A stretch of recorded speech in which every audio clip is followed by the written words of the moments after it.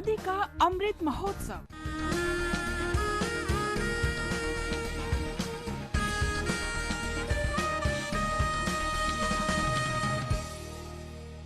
आजादी का सफर, आकाशवाणी समाचार के संग एक राष्ट्र का उदय।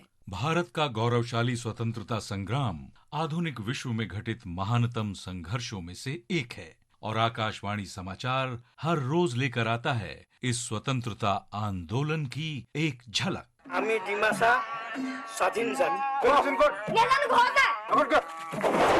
आज हम असम की स्वतंत्रता सेनानी जोया थाउसेन का स्मरण कर रहे हैं, जो 1944 में 7 अप्रैल को शहीद हुई थीं। उन्होंने ब्रिटिश साम्राज्यवाद का मुकाबला करने के लिए क्रांतिकारी दिमासा सेना का गठन किया था।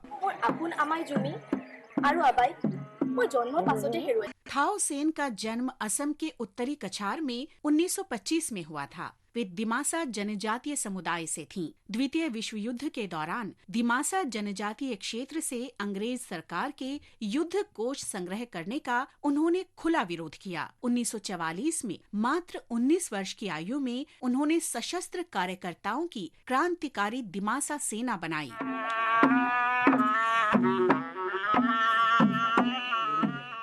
थाउसेन इंडियन नेशनल आर्मी की रानी झांसी रेजिमेंट से प्रभावित थी।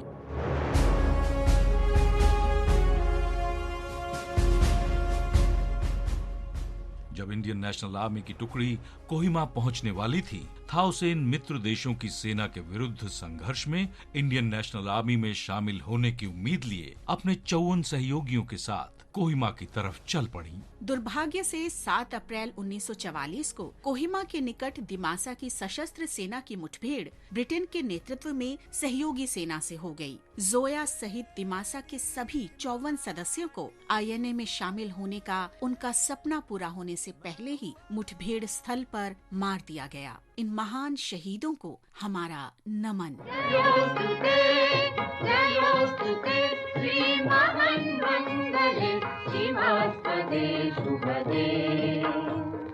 स्वतंत्रते भगवति स्वामहं यशोयुतां वन्दे।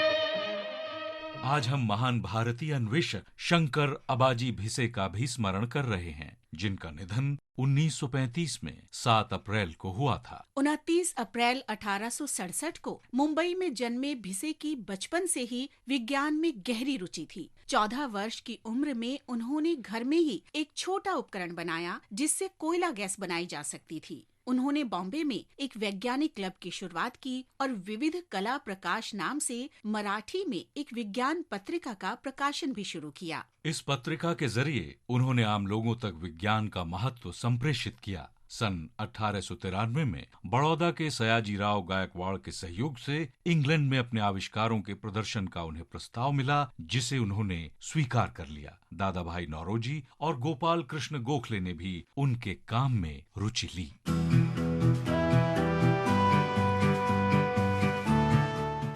भिसे का सर्वाधिक प्रभावकारी आविष्कार था स्पेसोटाइप नाम से एक टाइप सेटिंग मशीन का आविष्कार। ये मशीन छपाई में उपयोग के लिए प्रति घंटे 1500 से 2000 वर्णों के लिए ब्लॉक डाल सकती थी। हिंदू मिशनरी सोसाइटी और कई अन्य राष्ट्रवादी समूहों ने भिसे और उनकी प्रतिभा को प्रोत्साहित किया। उन्हें 26 दिसंबर 1908 को भारतीय राष्ट्रीय व्यापार सम्मेलन सहित कई बैठकों में आमंत्रित कर सम्मानित किया गया। उन्होंने अपनी पत्नी सुशीलाबाई तथा गोविंद कुकड़े और गोविंद रे जैसे अन्य लोगों के सहयोग से लंदन में इंडियन सोसाइटी की स्थापना की।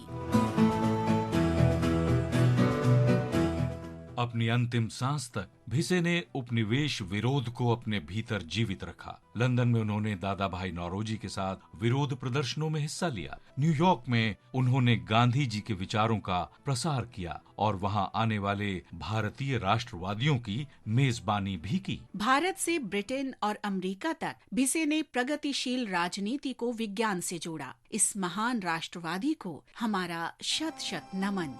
वतन की आबरू का पास देखे कौन रखता है। वतन की आबरू का पास देखे कौन रखता है। सुना है आज मकतब में हमारा इम्तिहान होगा। सुना है आज मकतब में हमारा इम्तिहान होगा। आज हम शेख रोशन और बदर सिंह का भी स्मरण कर रहे हैं, जिन्हें 1857 में आजादी की पहली लड़ाई में भाग लेने के आरोप में 7 मार्च 1859 को अंडमान सेलुलर जेल काला पानी भेज दिया गया था। इन दोनों ही जाबाजों ने स्वतंत्रता सेनानियों के साथ मिलकर अंग्रेजों के विरुद्ध मोर्चा लिया। उन्होंने अन्य लोगों की वित्तीय मदद भी की और उन्हें ब्रिटिश शासन का विरोध करने और ब्रिटिश संपत्ति को नुकसान पहुंचाने के लिए प्रोत्साहित किया। कंपनी के सैनिकों ने उन्हें पकड़ लिया और उन पर बगावत का आरोप लगाया गया। उन्हें उम्र कैद की सजा सुनाई गई। शेख रोशन और बदर सिंह की मृत्यु अंडमान द्वीप में कारागार में ही हो गई।